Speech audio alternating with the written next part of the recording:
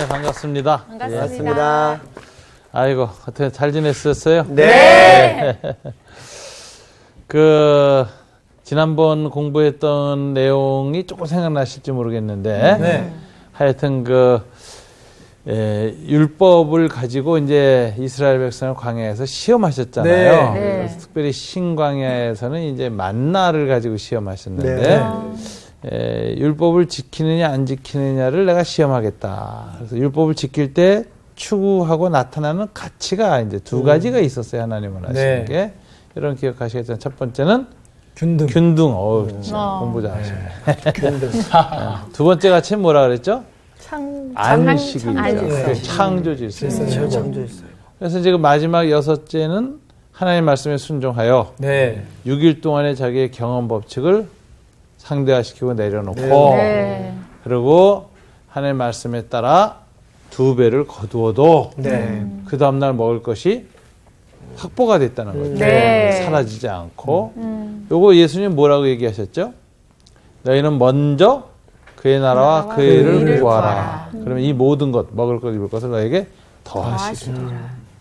그러니까 이게 이제 하나님 원하시는 거예요. 그래서 하나님의 명령 앞에서, 말씀 앞에서 인간의 지식, 이성, 삶의 경험 법칙들을 낮출 때 하나님이 우리의 애씀과 노력과 우리의 자아를 통해서 얻으려고 하는 것을 더하여 주신다.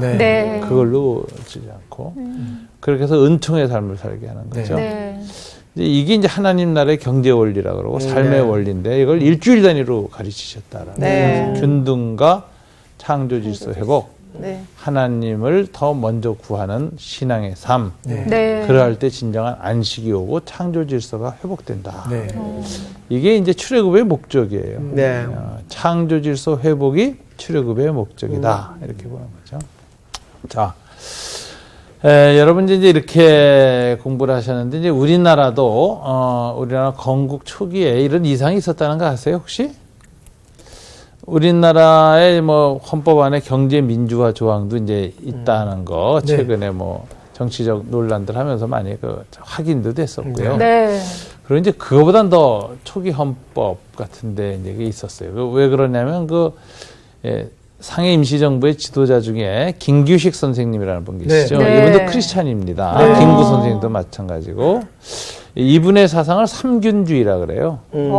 그 중에 하나가 경제적 균등이에요. 균등의 가치라는 거, 이게 뭐냐, 창조 가치다라는 거 알아야 돼요. 구원받은 백성이 죄가 사라지고 하나의 은혜를 생활할 때는 서로 사이에 경제적, 사회적, 어떤 정치적 억압 없이 서로를 균등하게 되고 평등하게 대하는 그런 공동체 문화를 만들어야 되는데 최소한 생존 부분에서는 생존 인권이라는 게 인권 중에 최고의 가치거든요. 그거는 보장을 해야 된다. 이런 것들이 이미 지금부터 3,500년 전 공동체에 주어졌다라는 굉장한 겁니다. 저도 이런 본문을 읽으면 놀래요. 이게 성경이 계시의 책이라는 게 이래서 그렇고 그 당시에 어떤 그 역사적, 사회적, 문화적 경험에서 나올 수 없는 가치가 뚝 떨어진 거예요. 이건 정말. 그래서 이런 것들 계시적 초월성이 성경 안에 있다.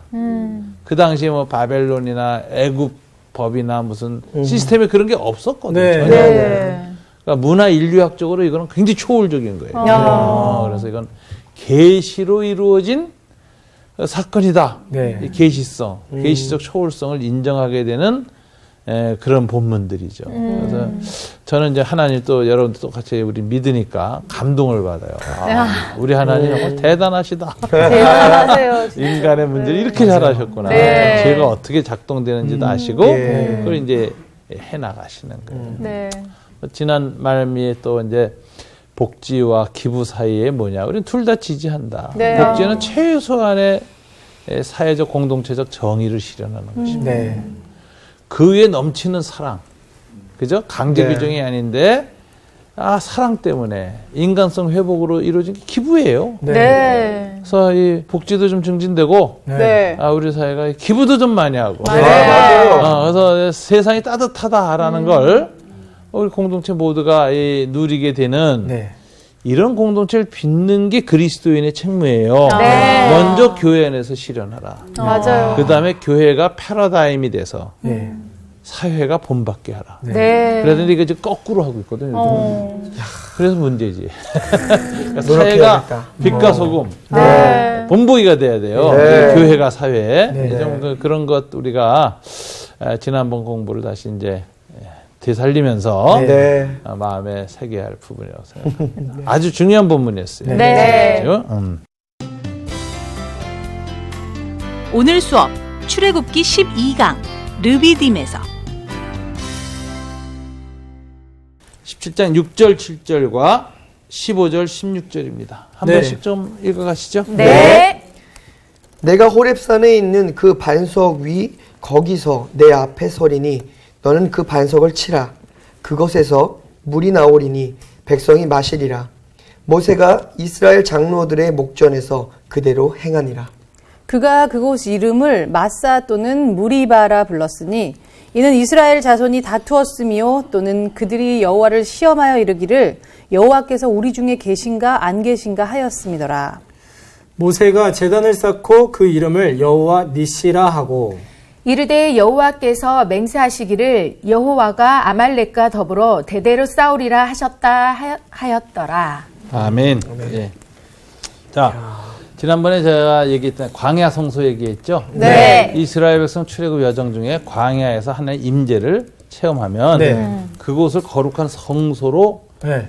이름을 부여해요. 네. 그리고 대대로 기억하는 거예요. 네. 뭐 옛날에 무슨 교실이 있었겠어요, 책이 있었겠어요. 이렇게 실질적으로 네. 역사의 현장에서의 교육을 후대에 계속 전승하는 네. 이런 신앙 전승 방식을 택했습니다. 굉장히 좋은 방식이에요, 네. 사실은. 자, 이렇게 했는데 오늘 두 광야 성소가 나와요. 하나는 마사 무리바라는 곳. 예. 반석에서 물이 나온 장소죠. 네. 또 하나는 뭐냐면은 아멜렉과 전쟁을 했던 곳 산꼭대기 그곳에 제단을 쌓았어요. 여호와 네. 니시, 네. 여호와는 나의 깃발이라는 이런 제단을 쌓습니다. 자, 이스라엘이 출애굽하고 나서 세 곳에서 진을 쳤죠. 지난번 마라, 엘림, 오늘 보면 르비딤. 르비딤. 오늘 르비딤에서는 이제 두 가지 광야 성소가 나왔는데 지금 말씀하신 것처럼 마사 혹은 무리바라는 한 성소, 네. 또 한 성소는 여호와 니시라는 제단 네. 성소가 나왔어요. 네. 하나는 물 사건이었고 똑같은 물 문제가 또 반복됐고 또 하나는 이제 전쟁 사건. 네. 아멜렉과의 전쟁이라는 상황 속에서 이스라엘이 하나님 만나는 사건이에요. 자, 광야에서 이제 여러 가지 삶의 컨텍스트, 정황들이 생깁니다. 병 걸릴 때도 있고, 음식이 없어서 굶주릴 때도 있고, 물 때문에 죽어갈 때도 있고, 전쟁 때문에 위기에 빠질 수도 있고, 수많은 위기들이 오고 또 자연재해도 있죠. 불뱀한테 물렸다든가 뭐, 별별 일이 다 오는데, 네. 오늘은 이제 이 물사건, 그리고 전쟁 상황입니다. 예. 예, 물 사건은 이제 지난번에도 있었어요. 목말랐는데 가서 이 물이 썩었다. 그래서 마라의 쓴물. 네. 예, 그 사건이 있었죠. 네. 오늘은 이제 또 다른 측면에서의 물 사건이 터져요. 예, 물이 없어서 죽어가긴 마찬가지였어요. 네. 그런데 이번에는 지난번에 원망했다. 그래서 모세가 하나님께 부르짖는 얘기가 나오는데 네. 오늘 네. 본문에 보면 원망을 넘어서서 자기네끼리 싸웠다, 다투었다, 그래서 무리바, 다투었다 이런 이름이 붙어요. 이 다툰 것은 이제 원망을 넘어선 거예요. 원망은 언제 하죠? 그래도 누군가를 믿을 때 하는 거예요. 네. 원망 속에는 믿음이 있다. 누군가에 대한 기대와 믿음이 있으니까 원망하죠. 네. 맞아요. 그게 이 욥기에도 보면 욥이 하나님 원망하잖아요. 네. 그거는 신앙의 표현이에요. 원망은 신앙의 네거티브한 표현이다. 하나님께서 불쌍히 여긴다니까 원망하는. 네. 그런데 이제 원망의 단계가 아니라 지나서 반역의 단계가 있어요. 죽이고 돌아가자. 아이고. 오. 모세 죽이고 돌아가자. 분열, 예? 적대감, 네. 증오. 네. 아이고 위험한 거예요. 이 상황 어떻게 돌파했을까요, 하나님이 모세한테? 자, 이번에 이제 좀 묘한 거죠. 저는 그냥 저 마라의 쓴물에 그냥 나무 하나 던지면서 네. 하나의 임재를 시험했죠. 이번에 네. 임재가 똑같이 해결책인데 네. 임재를 드러내는 방식이 조금 달라요. 이번에는 네. 모세 보고 야 나일강 치던 그 지팡이 있지? 네. 지팡이 갖고 해결합니다. 이 지팡이 갖고 어떻게 해요? 야 호렙산 반석 위에 서라. 호렙산은 모세가 참 하나님 만났던 신의 산. 또 네. 다른 이름이에요. 아. 거기 가서요. 근데 거기에 큰 반석이 있어. 네. 반석 앞에 서라. 그러면서 하나님 이렇게 말합니다. 그 반석 위에 내가 임재할 것이다. 사람들 눈에 안 보였죠. 모세가 보기엔 하나님이 반석 위에 임에 딱 쓰셨다고. 이건 지성소예요. 네. 그죠? 네. 하나님 임재 장소는 지성소. 네. 그런데 거기를 지팡이로 치래. 지팡이로 탁 쳤어요. 네. 그랬더니 그 반석이 갑자기 물? 쫙 갈라지면서인지 하여튼 뭐 쫙 갈라지지 않아가지고 구멍이 뚫렸는지 물이 솟아나. 반석에서 물 솟는다는 건 정말 특이한 네. 일이죠. 맞아요. 지하 안반수에선 솟아. 네. 그렇죠. 지상 반석에서 물 솟는 경우는 네. 그냥 드뭅니다. 네. 네.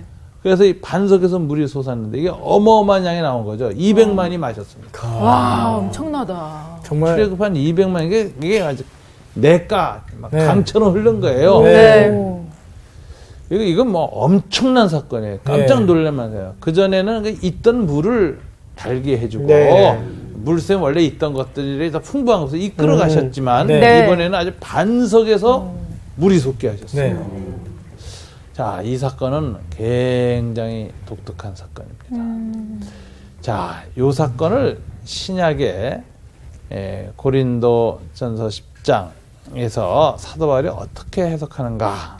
고린도 네. 후서 10장이죠. 네, 내가 지금 시험 하나님을 고린도전서 10장입니다. 네, 잠깐만요. 고린도전서에서 보면 하나님을 시험하는 사건이다라고 모세는 해석해요.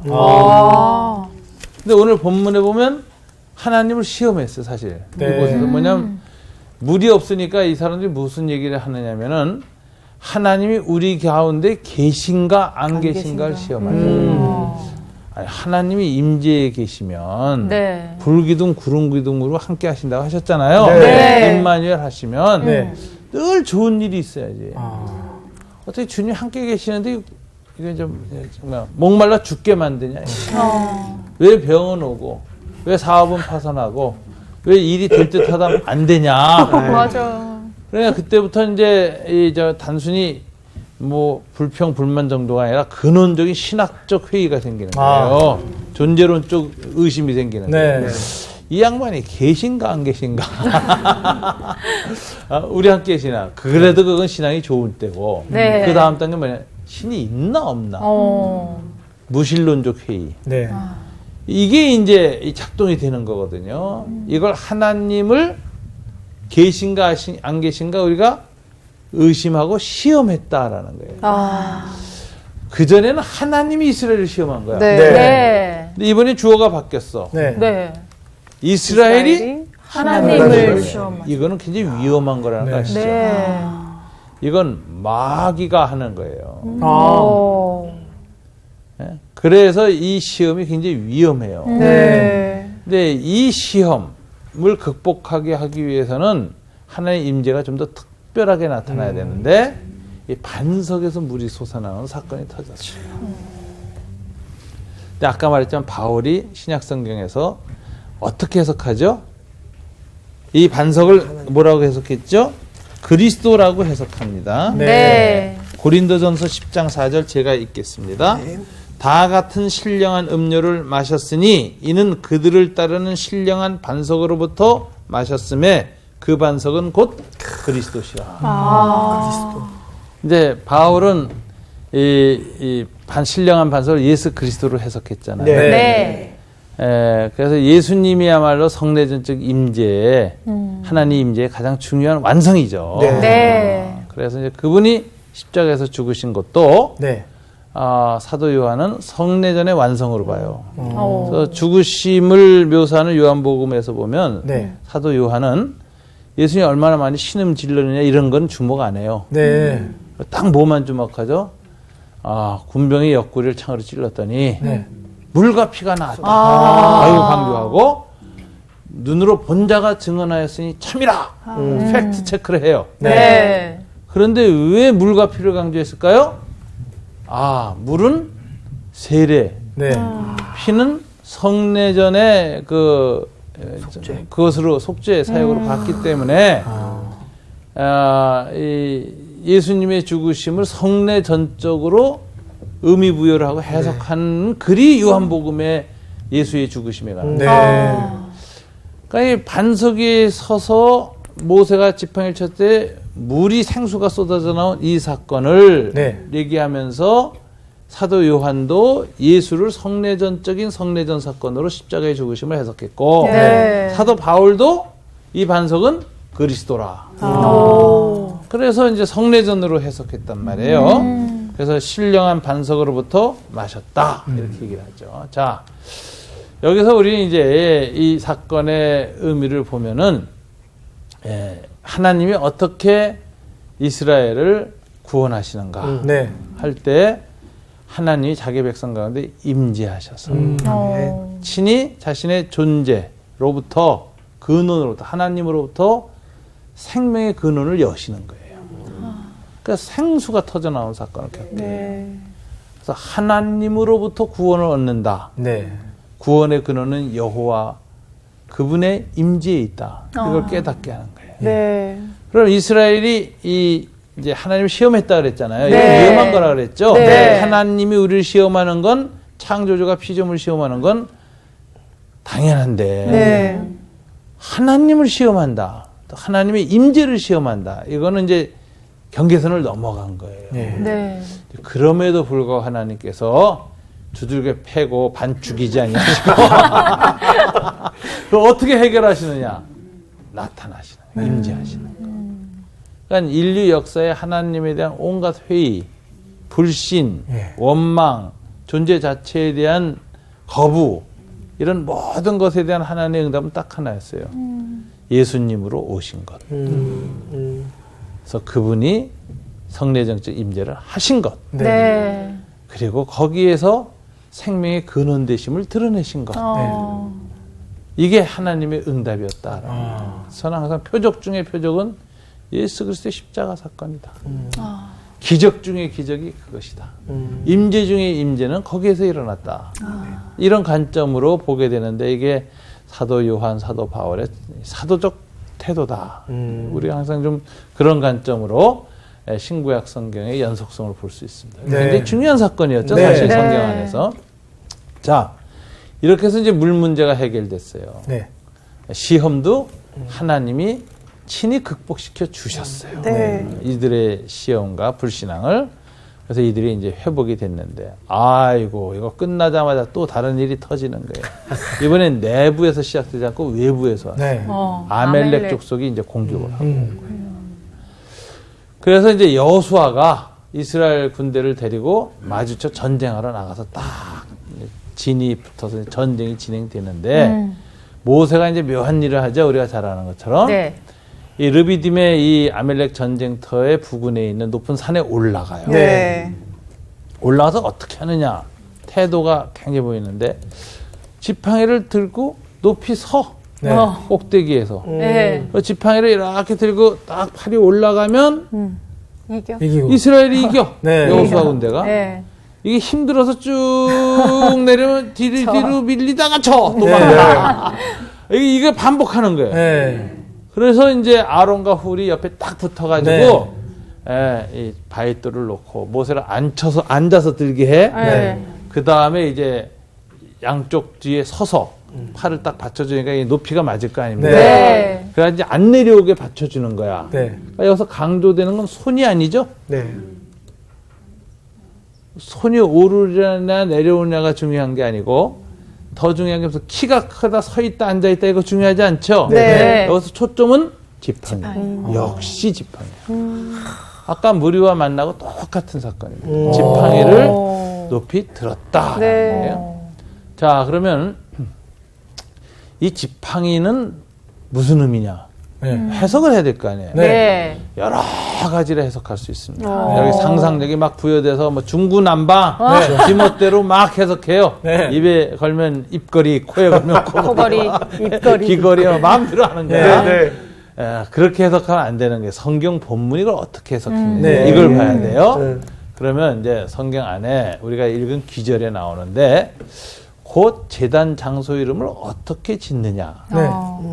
그게 이제 이름이 의미의 핵심이거든. 네. 여호와 니시예요. 여호와는 나의 깃발. 이거 네스라는 게 이제 기 이런 뜻이고 네. 이하고 이가부터 이제 영어로 마이거든요. 네. 나의 깃발 이런 뜻이에요. 기. 근데 기라는 요 단어, 네스라는 단어는 뭐냐면 군기를 가리칩니다. 아. 이스라엘 지파도 12지파가 다 이 진을 짤 때 보면 자기 깃발이 있었잖아요. 네. 그것이 있었는데 이제 모세가 길을 산 위에 올라가서 지팡이를 깃대로 삼아서 높이 들었다. 아. 그럼 이제 기라는 건 도대체 무슨 역할을 하느냐 이거죠? 네. 군대를 모으는 역할을 합니다. 전쟁할 때 청나라에 유명한 팔기군이라는 게 있어요. 네. 8가지 색깔로 돼 있어요. 네네. 그래서 전쟁할 때 사령관은 정황기 앞으로 그러면 노란색 깃발 탁 들리면 그 부대가 기마병들이 쳐들어가고 네. 그래서 공격을 순서대로 하는 겁니다. 그 특징에 따라서 네. 그렇게 해서 전투를 아주 지휘하는 거거든요. 네. 길을 움직인다, 길을 높이 든다 이런 것은 군대를 모으는 거예요. 이거 뭔가 그 패키지랑 좀 비슷하네요. 다닐 여행 때 갔을 때? 깃발 딱 들고 있으면은 자, 여기저기서 이쪽입니다. 다 보이잖아요. 지금 그 얘기가 지금 왜 나와? 여행 다닐 때 그거 많이 했죠. 네. 굉장히 재미난 얘기 내가 갑자기 할게요. 네. 이 여행사 유명한 분을 내가 만나는데 유럽 여행하는데 한 번은 국정원 직원들 네. 옛날에 안기부라 그랬어요. 안기부 네. 직원들이 단체로 왔대. 네. 아주 놀랬대요. 깃발 들고 가는데 돌아보면 아무도 없대. 어머. 그리고 장소에 가서 모이세요 그러면 어디서 나타나는지 싹 나타난대. 하도 미행하던 습관이 붙은 사람들. 깃발을 미행해. 아이들을 미행해. 아무리 둘러봐도 없대는 거라 사람들 사이에 숨어서 와가지고 쫓아와서. 자기 습관이 이렇게 완전 중요해요. 싫어하다. 진짜 그러니까. 갑자기 쪼크가 나왔네.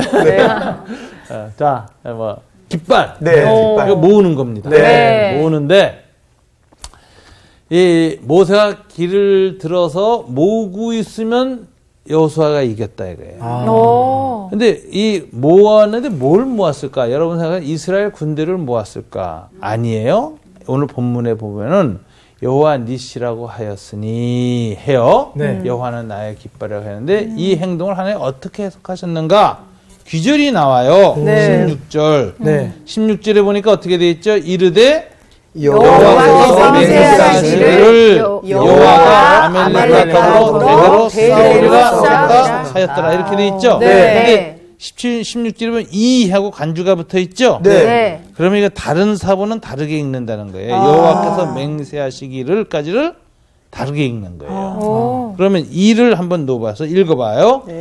자, 여호와께서 맹세하시기를 대신에 이를 넣어봐요. 네. 여호와의 보좌를 향해 손을 들었으니 여호와가 아말렉과 더불어 대대로 싸우려 하셨다 하더라. 요 사본을 따르면 어떤 의미로 해석되느냐? 모세가 지팡이를 높이 든 것은 네. 여호와의 보좌를 향하여 손을 든 거. 지팡이 든 손을 높이 든 거야. 네. 그럼 그 깃대가 누구를 향하죠? 여호와의 하나님. 보좌를 향하여. 네. 이게 무슨 의미냐? 이 아멜렉 군대는 이스라엘을 공격한 게 아니라 여호와 하나님을 대적하는 것입니다. 라고 하나님의 보좌, 통치 보좌에 대한 반역의 도당이다. 통치에 저항하는 악한 세력이다라는 걸 신앙 고백적으로 하고 있는 행동이에요. 그러니까 이게 지팡이 고백이라는 거예요. 이 고백을 하니까 하나님 그것을 아멘 하고 받으셨어. 그래서 내가 그렇다면은 아멜렉을 직접 치겠다. 그러는데 얘네들의 죄는 너무 심각해서 대대로 치겠다. 네. 그래서 계속해서 아멜렉을 하나님이 직접 치겠다. 네. 이 사건은 뭐냐? 홍해에서 바로를 직접 치신 전사이신 야훼. 전쟁터에 직접 임재하시는 하나님. 장군으로 임재하시는 하나님. 워리어. 그 하나님 워리어. 예, 전사이신 하나님이 아멜렉 전쟁에 또다시 임하시는 거예요. 그래서 내가 아멜렉을 대대로 치겠다. 이 승리를 체험해요. 그러니까 모세가 그 깃발을 높이던 그 장소, 산 위의 장소를 아론과 홀이 이렇게 받쳐줬던 그 지팡이 들고 있던 그 장소를 뭐라고 광야 성소로서 이름을 지었어요? 여호와 니시. 여호와는 나의 깃발. 그렇구나. 하나님을 향하여서 깃발을 드니 하나님이 직접 전사가 되셔서 내가 하나님을 향하여 깃발을 들 수밖에 없는 그 상황에 전사로서 임재하셨다. 저는 이 본문 완전 오해하고 있었어요. 저는 이렇게 생각했어요. 그 지팡이를 위로 든 의미가 그 모든 그 능력이 하나님께로 온다. 저는 그렇게 그냥 단순하게 생각했거든요. 저는 손이 중요하다고 생각했거든요. 이게. 그렇죠. 올라가고 내려오고 이게. 발이 중요하다고 생각할 수도 있지. 쓰느냐 앉았느냐. 그러니까요. 그건 아니거든. 그러니까. 저는 양옆에서 그 도와준 그 동역자들이 중보기도 있어야 되는 거 아닌가 뭐 이런 아니 그거 다 부수적인 의미가 있어요. 그 틀린 건 아닌데 메인이 뭐냐 이거 메인 메시지. 하나님의 이게 자기 계시 사건이라거든. 네. 하나님이 자기를 계시하실 때 이스라엘에게 어떤 분으로 계시하셨느냐. 이게 초점이거든. 네. 그러니까 이제 여호와 니시거든. 여호와 하나님은 멋지다. 나의 깃발이십니다. 네. 그래서 하나님 앞에 이제 이렇게 믿음의 깃발을 들면은 어떤 일이 생기느냐? 우리 문제가 다 누구를 향한 문제가 돼요? 나를 향한 문제가 아니라 하나님 문제. 물도 그랬어. 그죠? 네. 무리바 물도. 그 다음에 아멜렉 군대도 내후회한 이 모든 문제들이 다 실은 하나님을 향한 문제예요. 네. 이스라엘이 시험한 것도 하나님에 대한 시험이었고. 네. 그죠? 네. 아멜렉 군대의 전쟁도 하나님을 향한 것입니다. 이러고 딱 들고 있으니까 하나님이 모세의 그 신앙 고백적 자세를 아멘 하시고 임재하셨어. 그래서 물이 쏟아져 나오고 전쟁에서 여호수아가 승리하게 하는 거예요. 그러니까 이거는 그러니까 이제 하나님의 임재는 무엇으로 오느냐? 애씀과 노력과 주문과 부적으로 오지 않아. 네. 주 기도문을 100번 외워서 안 오셔. 그런 식으로 하는 게 아니에요. 네. 이건 뭐죠? 신앙 고백. 오직 믿음으로.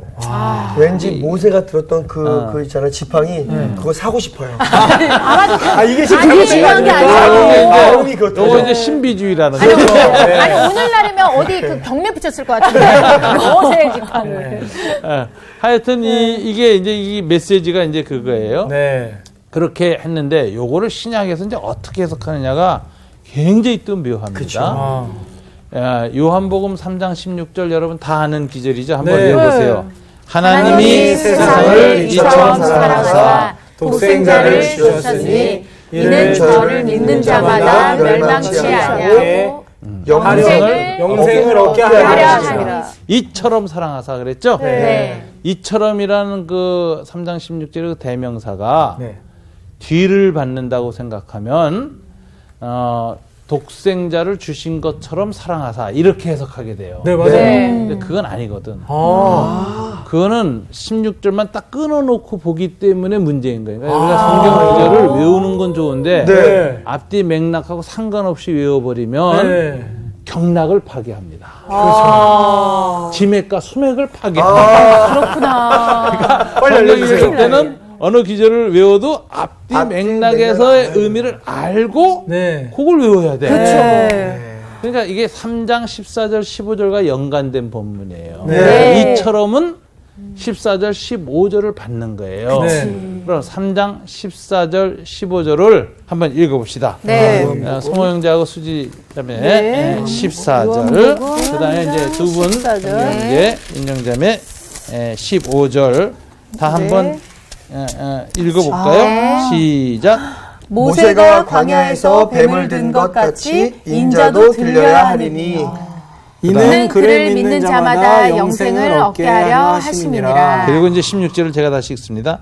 하나님이 세상을 이처럼 사랑하사 독생자를 주셨으니 이는 그를 믿는 자마다 멸망하지 않고 영생을 얻게 하려 하심이라. 자, 믿는 자마다 영생을 얻게 하려 하심이라가 반복되어 있죠? 네. 그러면 앞에 그 문장도 똑같은 게 반복된 건데 다른 방식으로 반복된 거죠. 네. 모세가 광야에서 뱀을 든 것 같이 인자도 들려야 하리니가 어떻게 됐어요? 하나님이 세상을 이처럼 사랑하사 독생자를 주셨으니가 반복된 거예요. 그러니까 이처럼 사랑하사가 뭐죠?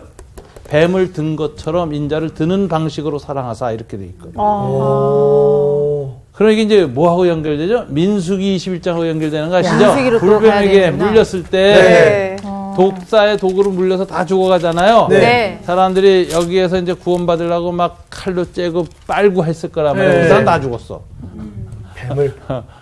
그런데 이 하나님이 장대에다가 뱀을 매달게 하는데 그 장대가 그냥 장대가 아니라 이 히브리어 원문은 네스예요. 군기. 이스라엘 지파들이 들었던 그 군기에다가 노수로 뱀을 만들어 그걸 끄트머리에 매달았어. 네. 그리고 딱 지나가는 거야. 그랬더니 물고 빨던 사람은 다 죽었고 그 하나님의 모세의 말에 믿음이 있어서 그 장대를 딱 바라본 사람은 순식간에 중화가 돼요. 독이 사라져. 그리고 다 나는 거야. 다 살게 됐어. 그러면 그 장대 끝에 뭐가 물린 거죠? 독뱀의 사망 권세가 쫙 물려서 그 깃대가 그 뱀의 군대를 모아서 어디를 향한 걸까요? 하나님의 보호자를 향해서 하나님만이 이 사망의 권세를 해결할 수 있습니다.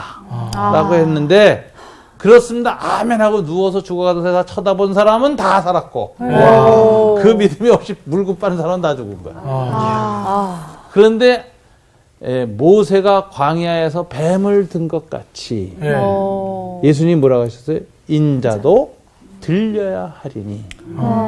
이는 이렇게 들려야 되는 이유는 믿는 자마다 멸망치 않고 영생을 얻게 하려 하시니. 아니 이렇게 깊은 뜻이 하나님이 세상을 이처럼 사랑하사 독생자를 주셨으니까 독생자는 들리기 위해서 주신 거예요. 인자는 들려야 한다고 예수님이 얘기했고 must거든요. 네. 꼭 들려야 할 것이다 라고 했고 성자는 그걸 인식하셨고 성부 하나님은 그런 목적으로 독생자를 세상에 주셨어요. 그 이유는 딱 하나예요. 구원론이죠. 저를 믿는 자마다 멸망치 않고 영생을 얻게 하려 하십니다. 이게 신약 성경을 읽을 때 앞뒤 맥락을 보는 게 굉장히 중요해요. 구약 성경 읽을 때도 나무를 해석할 때, 이 깃발을 해석할 때 뭐 제멋대로 해석하지 말고 본문이 뭐라고 말하는가. 그 자체의 메시지에 아주 초점을 맞춰야 되거든. 그러니까 이것은 야훼 전쟁 사건입니다. 하나님이 죽음과 사망과 악의 세력과 친히 싸우신다. 하나님의 전쟁을 호소하고 의뢰하는 모세의 깃발을 들었어요. 그랬더니 전쟁실 전투 장소에서 여호수아의 군대가 이겨. 불뱀의 이 사망의 권세는 모세가 또 높이 깃발을 들었더니 그걸 바라보는 자마다 다 호련히 살아나 생명을 얻어요. 그리고 그런 방식으로 예수님이 사람의 몸을 임재하고 오셔서 높이 들리시니 십자가에서 이는 저를 믿는 자마다 멸망치 않고 영생을 얻게 하려 하심이라. 이렇게 해석을 하는 거예요. 그래서 이 여호와 니시라는 말은 기독론적 해석이 되는 거예요. 이건 누가 해석하냐? 예수님이 해석하죠. 요한복음에 기록되죠. 그래서 이제 이 본문을 보면서 하나님은 야훼의 전쟁은 죄와 사망 권세와의 전쟁인데 그 전쟁에 대한 마지막 최종 궁극적 승리는 어디서 일어났는가? 십자가에서 일어났다. 많은 사람들은 이 사망 권세에 대한 예수의 승리가 부활했을 때 무덤에서 일어났다고 생각해요. 근데 그렇지 않습니다. 성경에 보면 십자가에서 이미 승리가 시작됩니다.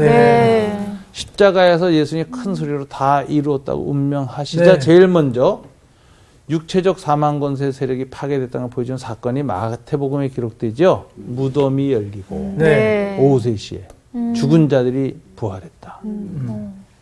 종말론적 사건. 역사의 마지막에 일어난 사건이 십자가에서 바로 일어납니다.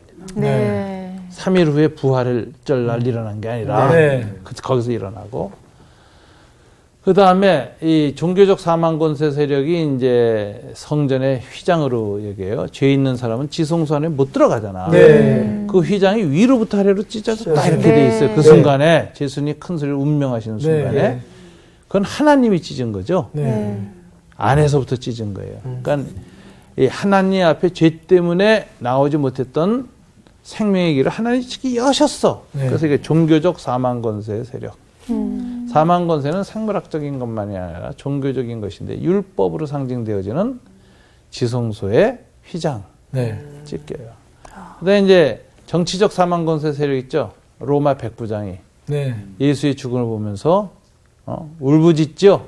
이는 진실로 하나님의 아들이시다. 그랬어요. 마가복음 1장 1절을 예수를 어떻게 소개하죠? 마가복음의 기독론이라고 그러는데 하나님의 아들 예수 그리스도의 승리의 기쁜 소식이다. 복음이라 유앙겔리온이라. 즉 말하자면 하나님의 아들이라는 것은 예수에게만 로마인들한테 마가가 해석하는데 그 고백을 누가 먼저 해요? 사형 집행관이에요. 언제 해요? 예수님이 그렇게 운명하심을 보고. 그래서 갈보리 십자가에서 예수님이 죽는 그 십자가에서 완벽한 승리가 일어납니다. 생물학적인 승리, 죽음의 승리, 종교적인 율법이라는 이 사망 권세를 찢어지는 승리, 정치적 사형 집행관이었던 로마 백부장이 하나님의 아들이라고 고백하는.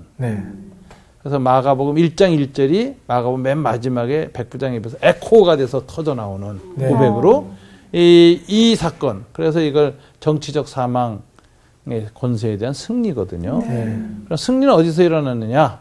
부활했을 때 일어난 것이 아니라 십자가가 바로 승리다. 그게 여호와 니시라는 거죠. 여호와는 나의 깃발. 하나님은 영적 전쟁을 거기서 완성하셨다. 승리하셨다. 자, 우리 이 신앙이 있으면 여러분 내후회한 아무리 많은 일을 인생 강해 중에 당해도 넘어가실 수 있습니다. 하나님께서는 그 믿음을 요구하세요. 오늘 이렇게 16장 르비딤 사건, 이스라엘이 홍해를 건너서 세 번째 수경한 것, 마라 엘림 르비딤. 이곳에서 겪은 두 광야 성소 이야기, 무리바 여호와 니시. 우리의 믿음에 큰 자극이 되고 기억이 되고 여러분들도 자자손손 후손들한테 이걸 이야기 스토리텔링으로 좀 전해주시면 굉장히 힘을 얻게 되는 이런 오늘 성경 공부였습니다. 감사합니다. 오늘 진짜 너무 뜻깊은 시간인 것 같아요. 진짜 성서학당이 너무 필요하다. 얼마나 우리가 말씀을 진짜 흔한 말로 진짜 코딱지만큼만 알고. 이거 진짜 많이 반성하게 되네요. 맞아. 그리고 자기가 갖고 있는 상식이나 자기가 갖고 있는 뭐 감정이나 이런 걸로 해석할 성경이 아니라는 거지. 여기서 정말 철저하게 정확하게 팩트로 배우고 연계성이 다 있다는 것도 정말 놀라운 것 같아서 열심히 공부해야겠다 이런 생각이 들어요. 진짜 우리 말씀 어렸을 때였잖아요. 하나님의 제자를 사랑하는 노래도 부르고 그랬는데 그 의미가 이런 의미였구나. 정말 정확하게 배울 수 있어서 너무 좋은 시간이었고, 정말 하나님을 하나님됨으로 인정하는 것, 그런 삶을 살아야겠구나. 저는 그 생각을 해봤어요. 정말 영적인 동역자가 얼마나 귀한 건지. 그 전방에서 여호수아가 싸웠다면 아멜렉 족속들과, 근데 후방에서는 정말 그 모세의 그 기도와 고백으로 인해서 이 승리를 할 수 있었잖아요. 그래서 정말 이런 영적인 우리 동역자들과 함께 기도하고 이게 정말 우리 삶 가운데 늘 있어야겠구나 이런 생각도 들었어요. 우리 하나님을 항상 바라보자고요? 바라봐야죠. 봅시다. 하나님만 바라보는 게 가장 그래요. 중요한 것 맞습니다. 네. 하나님을 바라보면서 어디를 바라봐요? 이쪽입니다. 어디? 자, 아, 여기 네네. 여기요? 깃발 주세요. 깃발 주세요. 저쪽이네요. 저기 이쪽으로. 깃발 있었고요. 깃발. 그래요. 이번 주 퀴즈입니다. 다음 중 사사 에훗과 관련 없는 것은 무엇일까요? 1번 왼손잡이, 2번 베냐민 지파, 3번 소모는 막대기. 정답을 아시는 분은 CBS 성서학당 홈페이지에 정답을 올려주시거나 우편으로 보내주시면 됩니다. 보내실 곳은 서울특별시 양천구 목동서로 159의 1 CBS 성서학당 담당자 앞입니다. 연락처를 꼭 남겨주세요. 선정되신 분들에게는 하나님의 말씀을 전 세계에 보급하는 대한성서공회에서 성경, 송태근 선생님의 교회가 알고 싶다, 김기석 선생님의 아욥, 예레미야 산책, 끙끙 앓는 하나님, 성경 통독을 위한 최고의 자습서 성경 2.0 가운데 하나를 드립니다.